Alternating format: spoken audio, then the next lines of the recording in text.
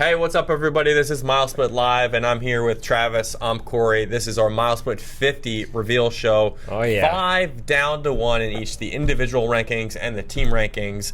It's going to be an interesting show. Are you ready for it? Yeah, I mean, we've been waiting for this for weeks now to build up to the official reveal, so I'm ready to get into it. I mean, before we start to get to number 5 on the individual side, Yes. do you have any surprises that you've seen so far on the boys' side? Yeah, and I think the interesting thing is, I think when I look at it, it's more on the teams. Individuals are kind of, it's the top returners from nationals, like you expect those guys. But on the teams, that's where it got really crazy. If you look at the top 10, you look at American Fork, Wheaton, Warrenville, Dana Hills, Bishop Hendricken, 4 teams in the top 10 didn't even make it to NXN last year. And then even Kamiakin, who was 17th, wasn't like a top team. So for me this year with the boys teams, that's what I'm most excited to see is a lot of new programs rising, programs that didn't get a chance to shine last year or maybe had an off season like American Fork. Now seeing those teams coming into the preseason at top 10 is, I think, a big shock to a lot of people because traditionally you're more likely to see some of the more powerhouse programs from last year ready to fill those gaps again. Yeah, and I agree with you. I mean, I think over the first couple versions of the MileSplit50, the teams might fluctuate a lot. I mean, What we know is really just based on 2017. There are a lot of teams that have a lot of history that we put stock into, a lot of teams that have a lot of youth that we put stock into. So I think it's really going to change. For me on the girls' side, one girl that I think is kind of surprising to be in the top 25 is Victoria Starcher at 21. I mean, she did well last year and she dominated West Virginia, but she really hasn't raced at that national level other than Foot Locker Nationals, which she kind of struggled in. But she ran 2:08 in the track season. She's super fast, and she has legitimate speed. So I think everybody's just hoping that she makes that big jump. So maybe it's a little surprising to put her there this early, but I mean, she could pay off in the long run too. So that's one. I like that is not every, I mean, she just had a phenomenal, all the way back to indoor season. I mean, she put together, a really strong resume for both indoor and outdoor. So I think she maybe is a shock based on cross-country performances, but I think she earned her way up. Yeah, for sure. Well, let's start with the individuals now. We're going to go into Before the boys. we jump straight in, Corey, we did put out some polls to get what the fans thought. And, where are people leaning in terms of individuals? So when we look at the individual side, a lot of people are looking at Anderson in 5th with Emily Covert on the girls' side, Conan Smith, Kelsey Camille at 4th. You have Graydon Morris, Caitlin Hart at 3rd. Bosley and Lane 2nd. Cole Sprout, Caitlin Toohey is where the majority of people are leaning to be the number 1 pick. So we'll see how that plays out. Yeah, that's going to play out in a hot minute. So. Yes.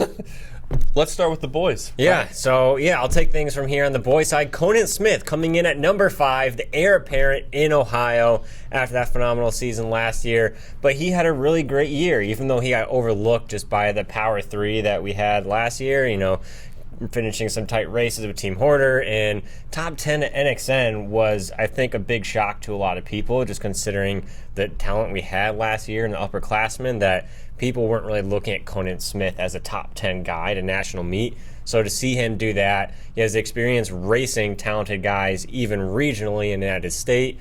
Then he has a national performance to back it up. So Conan Smith comes in number 5 on the boys' side. Stock's definitely rising for Conan Smith. Number 5 on the girls' side, Emily Covert of Minneapolis Washburn. It's safe to say she had her breakthrough season in 2017, starting at Roy Griak, where she won over a very talented Grace Ping. But that only began when her season became. She won her first state championship in Minnesota, and then she went on to both regionals at Foot Locker and Nike, qualifying for the national meets at Foot Locker Nationals and NXN. Now, while she struggled at NXN with the flu, finishing 77th there, she had a bang up performance at Foot Locker Nationals, finishing 9th for an All-American bid. She ran 16:55 for her PR at 5K. Emily Covert is one of the top recruits in the class of 2019 now for the girls' side, so she's number 5. Yeah, moving down to number 4 on the boys, we have Cole Sprout out of Colorado. Now, he's definitely someone we're looking at to, not a surprise to be in the top 5, but he also didn't have the greatest outing at Nationals, finished just outside the top 20 at NXN after 2nd at his regional race. So he didn't have the best cross-country season at Nationals. He also state champion in Colorado, so he had a good season leading up to that. Blip on the radar was that one meet, but he had a phenomenal track season as well. He's one of the top returners in many respects there, has some really phenomenal PRs, so he showed he can progress well through the track season, and now on top of that, he has the cross-country credits to back it up. that's why he comes in at number 4. Hey, he's only a sophomore last year, too. That's right. So he's going to be a junior this year, becoming an upperclassman. Number 4 on the girls' side, Caitlin Hart of Glenbard West out of Illinois. She was the girl that rocketed up the charge last year, both in cross country and in track and field. But you look at what she was able to do. It started in cross, where she ran 16:08 for 3 miles. That was a PR. She also went 17:17 for 5K. She finished first at NXR Midwest, for second at Foot Locker Midwest, won her Illinois State Championship. And then when she got to the national meets, she really showed out really well. 4th place at NXN. She was second at Foot Locker Nationals, giving her a really awesome double up in the national scene for cross country. But then once she transitioned over the track season, she did just as well. She ran 4:43 for the full mile at Magis Mile, 9:52 for 3,200, and she went 9:56 for 2 miles at Brooks PR before she finished out her season at USA Juniors, finishing 3rd in the 3K. She had a heck of a resume over her sophomore season. She's going to get better as a junior this year. Absolutely, no doubt about that. And moving down to number 3 on the boys' side, we have Drew Bosley, your Wisconsin State champion. He had a phenomenal cross-country season. Of course, he won his state meet. Regionals was solid, but he finished 10th at Foot Locker Midwest, which wasn't looking great going to nationals, but he bounces back from that. 2 7th-place finishes back-to-back weeks at NXN and Foot Locker, making him one of the top returners from both of those. So that's why he moves up. He's 3rd. He also had some phenomenal track performances, 4:08 in the mile, which makes him one of the fastest guys there. So he showed he can drop down to track speed. One of the most consistent guys throughout the cross season and at the national championship meets. Drew Bosley, number 3. Also won 14:32 at USA Juniors in the 5K. Speaks a lot to what he might be able to do in cross. Now, number 3 on the girls' side could be a little bit of a debate or a controversy. I don't know how you feel about it, but we have number 3, Claudia Lane of Malibu High in California. Now, Claudia dominated last year, as we all know. She won her 2nd straight Foot Locker National Championship. She won CIF in California. She also won Foot Locker West and Mount Sac in pretty big course record times. Claudia, though, is coming off a little bit of an injury in the spring track season, which limited her. She didn't finish out into that postseason or in any national meet, so she's just getting back in the thick of things. We believe heavily in Claudia's ability to produce in 2018 in this fall, but she's going to start at number 3 right now based on that. Claudia's going to have a heck of a season, but we're going to have to see what happens. Yeah, it'll be really exciting to see her bouncing back after missing some time during track. Number 2, on the boys' side, only 2 guys left we're waiting on, but it's going to be your guy from Texas, Graydon Morris. Now, Morris didn't have the best track season out of a lot of these guys, even guys who are ranked lower down the list than him, but he was second at New Balance Outdoors. He ran really fast, 5K, 1440s at the Texas Distance Festival.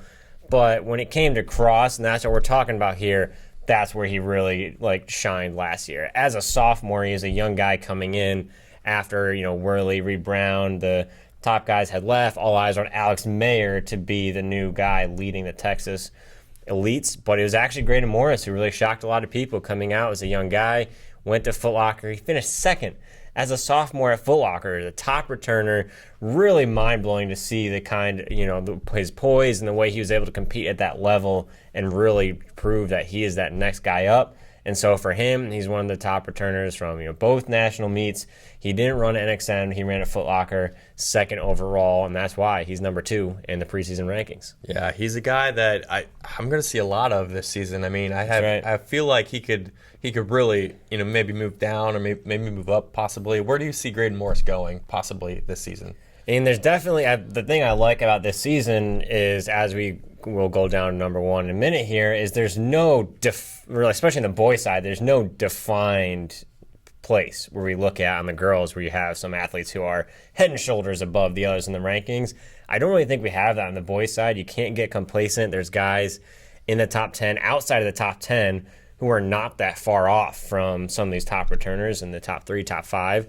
So with Graydon Morris, he, didn't necessarily have a massive outdoor season where we saw a lot of other guys progressing much faster than him and dropping times more. So for him, it'll be interesting to see where his first meets of the year stack up compared to last year. Because if all these other guys have just gotten a lot further in that time, we could see him slipping down a little bit more because he's not going to have as many opportunities to race talented athletes like a lot of guys in California or the Midwest, Northeast, where they're going to be facing a lot of those kind of athletes. So Graydon Morris, until we get later in the season, these early meets, we could see him potentially slipping as we look at guys who are going head-to-head against tougher competition. If they're also dropping time, he's going to have to really impress us, I think, with some of these Texas meets. He's going to be running solo if he wants to hang on to number 2. Yeah, he will be a good guy to watch moving forward. Number 2 on the girls' side, Kelsey Camille of Saratoga Springs out of New York.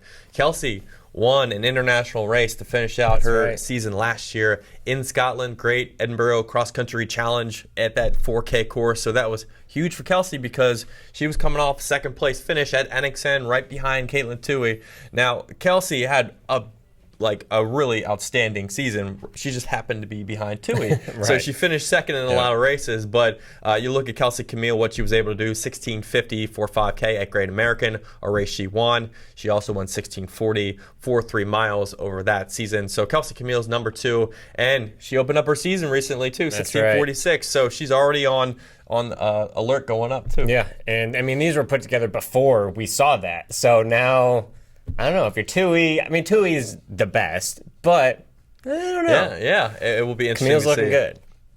And finally, number 1 on the boys' side, who, the fans thought he was not a number 1 guy, but guess what? He's number 1. Liam Anderson out of California. He had a great year last year. California wasn't as deep on the individual side as maybe some past, but for him, he was dominant. He won that California state title. He was 3rd at NXN in a really tough race and kind of proving, people look at those California teams and individuals as not always performing best in those conditions, but he shut all of that down, finishing 3rd overall. And for him, one of the top returners, did well on the track. Liam Anderson is well deserving of being ranked number 1, and especially as we see him, they do a lot of fast racing out there early on in the season. I think he's going to have a lot of opportunities to run out there and prove that he deserves it.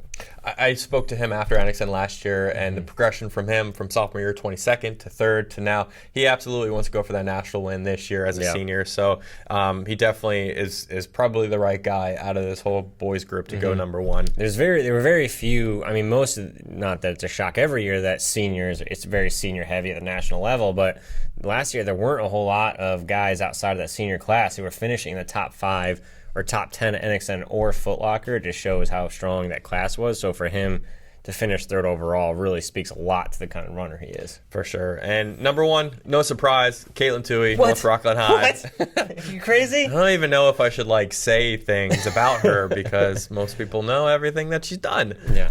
But I'll illustrate some of the things. Obviously, she won Gatorade National Cross Country Athlete of the Year last year as a result of all of her big things. Set a course record at NXN on that Glendoveer course in Portland, 16:44.70, which happened to be her 5K PR as well. Set a bunch of course records throughout New York. She was first at NXR New York Federations at the state championships. She won Manhattan in a course record time at 4K. And she just was amazing. And the question that maybe we have now is, do you think she answers those performances from last year and maybe eclipses them? That's the only question I think is left. Yeah, I think it's going to be really interesting because there's very little left for her to accomplish. She's broken a record about every course she stepped on. She's won just about all the big meets you can in the Northeast. She won nationals. So now it's a matter of motivation. North Rockland is not one of the top-ranked teams in New York, but they're in that conversation of that wide open race in Class A in the top programs of potentially, if they develop, having a shot at NXN. And so I think for her this year, seeing as where 2 years ago they had that team element going for him. Last year was a little bit of a down year. This year, with it being a little more in flux, we could see that really being more of a motivator, and maybe where she's racing is going to factor more into that and how she can help elevate the other girls on her team, potentially get them a shot to win a state title and pull off an upset. And closing out these top 5 rankings, is there anybody on these lists for you? We could both kind of discuss this, but for you, do you feel that could make a move up? Do you think anybody outside the top 5 can make a move up too? Yeah, so I think a guy the fans are really big on, Cole Sprout, when you look at the boys' side, especially when you look at what he did during the track season, breaking sophomore class records in the 3K and the 2 mile. Like, a number of these guys didn't even break 9 in the 3200, but he was under 850 in the full 2 mile. So I think we saw him make huge leaps during the track season. He's coming in at number 5. He was 21st NXN. We still need to see more, I think, out of him in cross before he goes up against guys who were finishing top 5 at nationals in cross country. But for him, I think you look at what he did during the track season, certainly the most improved and the guy who could potentially make the biggest leap. And out of all those guys, our top 5, top 10, I think he'd be the one who comes in early on in this season and is the one who has the best potential to straight away jump up to number 1. For me, I don't think this is a hot take, but it might be. I think Kelsey Camille could make a run at 1 if she makes or goes for course records, trying to eclipse some of the things that Caitlin did last year. Now, if they're on the same wavelength, I think it's a discussion there. But beyond that, I think Emily Covert is going to have a great season. She could move up. Number 6 on our list was London Colbreth out of Texas. Phenomenal athlete there. I think London could move up as well. But I think we have a loaded, star-studded girls field from top to bottom. So I think there's going to be a lot of action happening throughout this year. No doubt about that. Moving on to the team rankings. Big decision day. So we're going to start with number 5 here. Yeah. So the people, the fans, the general consensus, Loudoun Valley, number 1 on the boys' side. Gray Oak is number 2 on the boys' side. For the girls, general consensus, FM, number 1, and Wyzetta, number 2. So going hard on the 11-time national champions. So we'll see how smart they are and how they stack up. But number 5 on the boys' side, Burnt Hills out of New York. They returned 4 of their top 5 from a really talented team last year. We saw their top 3. They were kind of the American Fork 2.0 coming in with top 3 and didn't really have the depth at 4 and 5. But they returned a lot of guys this year. Still, their Achilles heel going in is probably still at 1.5 spread, which is well over 80 seconds based on returning PRs right now. So you definitely want to see them bring that down. But based on the guys they're returning back, they're bringing back a really strong team. They're definitely projected to be one of the top teams in New York. So you got to look at Burnt Hills as having a chance. They're returning 4 seniors in Berg, Brennan, Hunziker, and AG. I'm not going to try to pronounce his last name because that's going to go horribly wrong. But AG, the OG out of Burnt Hills, the biggest snub last year, finishing 3rd. In terms of NXN selections, did not get chosen, which was ridiculous. But I think my guys, Burnt Hills, are going to get it done this year. Absolutely. We'll start off with a little bit of a controversy at number 5 here. Fayetteville Manlius's girls. Hey-o! Yeah, 11 out of the last 12 years, they've won the national championship. This year, based on what we've heard and from inside around New York, they might be down a little bit this year, but we won't be surprised if they continue to have success. Now, a little bit about FM this year. They have people might think that FM is a massive team, right? If you win national championships, you might just have depth after depth after depth. But they only have 19 girls running for them in 2018. So they're going to make the most of what they have. Now, last year they were first at NXN. They won NXR New York. They returned 2 of 5 from their top 7 last year. Claire Walters and Phoebe Wright are important because they were their 1 and 2. Claire Walters, one of the top runners in the country this year. She's gone 17:35. Phoebe's gone 17:24 for 5K. Now, what they're going to have to find is a 3, a 4, and a 5. The rest of the team. Yes. But if we know anything about FM and head coach Bill Harris, it's that they find a way to win and they train the right way. They have the right principles that they lead on, and then from there, it's about a team effort making them better week in and week out. So I think FM, over time, will find what they need to find, and they will start to prove themselves in New York. Right. I mean, objectively speaking, they have never been in this position before in the history of the NXN era in the last 13 years, where they come into the season with these returners running it this way, not having more than 3 runners over 113 speed rating. Like we're talking about, we know everyone's expecting them to reload, but coming in, this is new territory for FM. I mean, no one would argue that, they're well equipped with the coaching and the mindset to get there down the season, but you still got to find those runners, and this is going to be really interesting. We saw, I think, the fans kind of just going with FM because they're a powerhouse team, and we're more used to, getting more access to teams like Great Oak or Wyzetta. They've got 150 kids, and you're used to seeing that from those programs. But the reality is that's not the case with FM. They've always been a small team, and it certainly speaks to the kind of ability they can develop every single year. But I think there's just a lot of questions they got to answer before they earn that number one spot.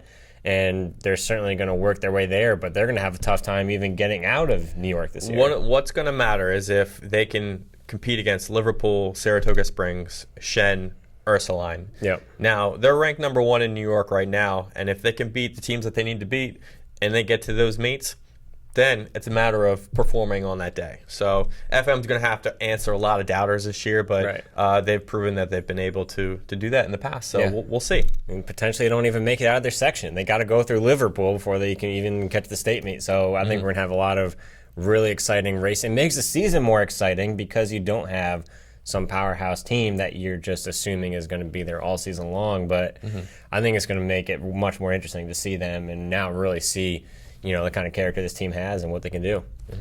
Now to number 4, though. We're talking about California, St. Francis Mountain View. They had a great season last year. They didn't make it to NXN. That California Super Merge is just a savage way to try to qualify for national championships. It's so absurd and outdated. But they returned 4 out of their top 5, and a big reason why I think they're well-positioned this year to advance is they're looking at like a 22-second compression between their 1 and 5. And when you talk about merging every single race from every single division to pull, those top teams to get to California, that makes a huge difference when you only have 20 seconds. You're not going to get displaced as much. So I think with the amount of returners they have, their experience, I think last year was a big step forward for them. And so this is the time for them to really start making moves, and they're just built really well to be successful in a really deep merge like that. And this is the kind of team that you definitely expect to advance on to nationals and definitely do big things in California. So for them, coming in at number 4, there's certainly a lot of pressure.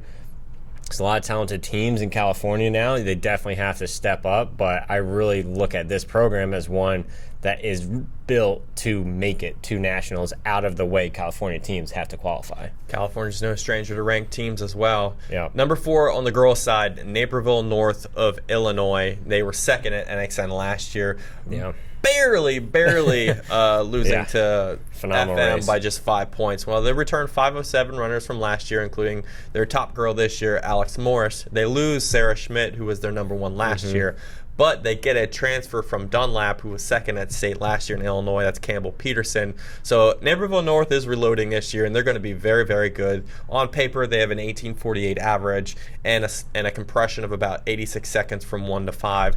Naperville North has shown that they can travel and compete at within Illinois and outside of the state well. Right. So it will be a matter of what they can do when they lift off in these other states and how they compete. So I think Naperville North is going to be in the discussion all year long for one of the top teams in the country. Yeah. Boys, coming in number 3, FM. FM boys third. If FM is going to win a national title, in my opinion, it's going to be the boys. They're going to place higher than the girls will at nationals. The boys have a legitimate chance to win. They return 4 of their top 5, looking right around 30-second compression between 1 and 5. We know about the experience, obviously. It's Fayetteville Manlius. They've been there. They've done that.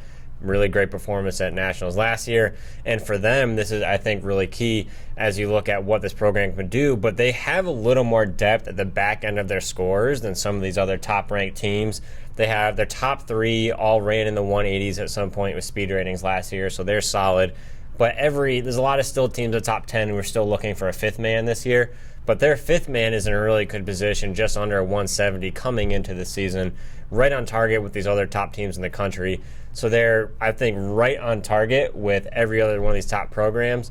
And you look at how tight this returning team is, and that they were there last year and had that amount of success. There's no doubt in my mind that this is a team that's going to be in contention to win a national, not just get to nationals, but this is a team that could potentially win a national championship.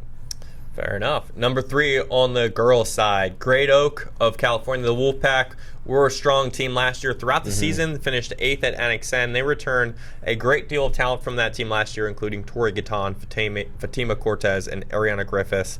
They returned with an 18:14 5K average and a split of about 60 seconds. So Great Oak's going to be a very strong team this year, coached by Doug Souls as usual.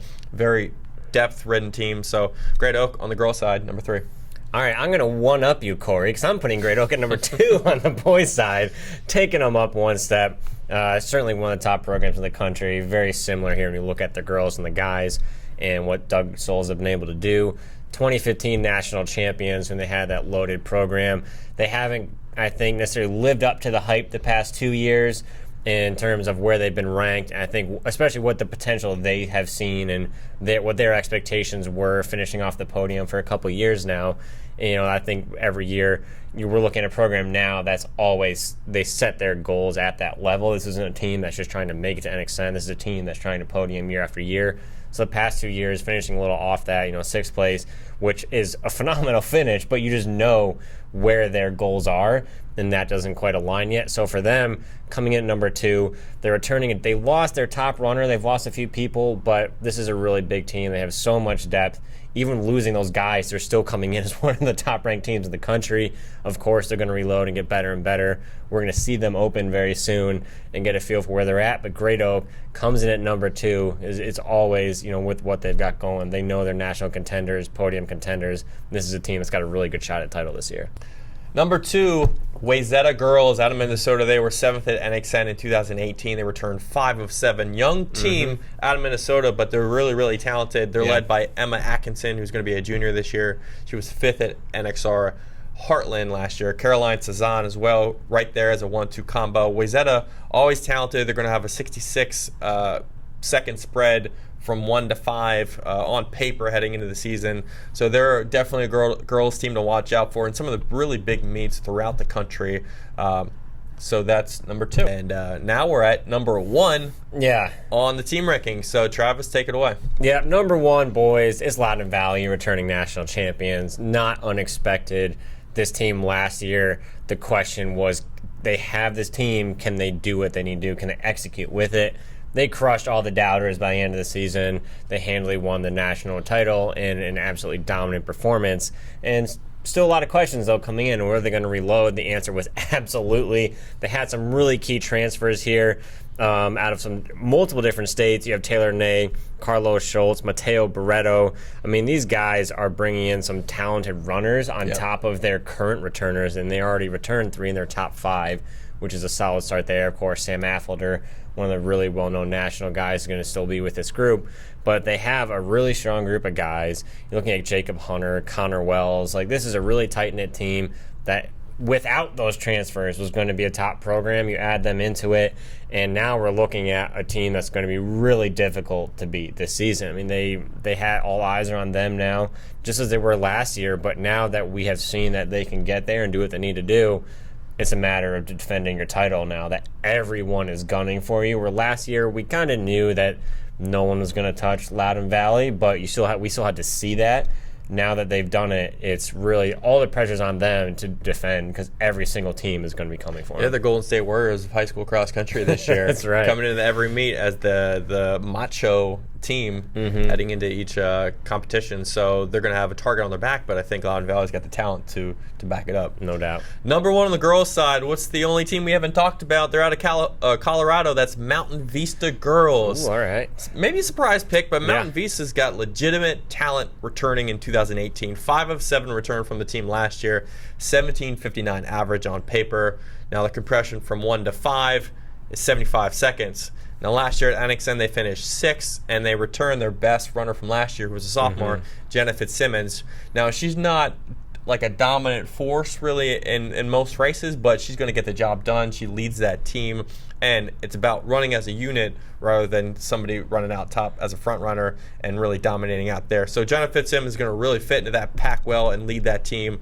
Mountain Vista could be on top for all of the season, or maybe they could make some transitions, but Mountain Vista is a really solid team that we're going to watch out for.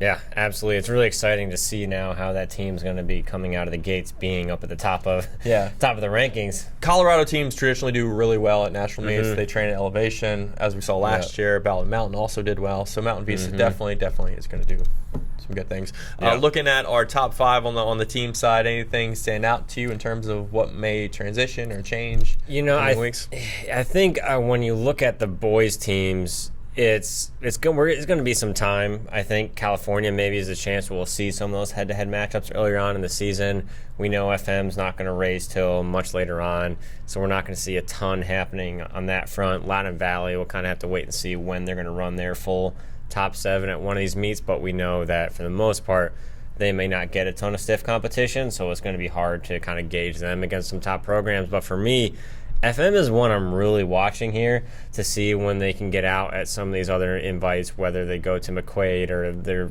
perennial kind of powerhouse team that always goes to Manhattan, and really start to see where this program is going to stack up, because if they have that depth, this is a legitimate national championship team, or is this a team that's just going to be a podium contender? For me, that FM team on the boys side is one that's really interesting this year because they have a really tight compression. They're returning a lot of guys, and now it's a matter of seeing how they stack up and how legit can this team be. Inside our top 5 on the girls' side, we're going to see Great Oak this weekend at Seaside Invitational. That's right. In September, we're going to see Naperville North at Roy Griak in Minnesota, so they're traveling right from the get-go. So some of those teams, we'll see early on what kind of squad they are. Right. It's going to be interesting to know, and we'll have all that coverage for you on the MileSplit50 on MileSplit.com throughout the season, so stay tuned every week, all the time. Stay tuned on MileSplit.com, on Twitter and Facebook. If you have any comments, hit us up. Yep. We'll see you later.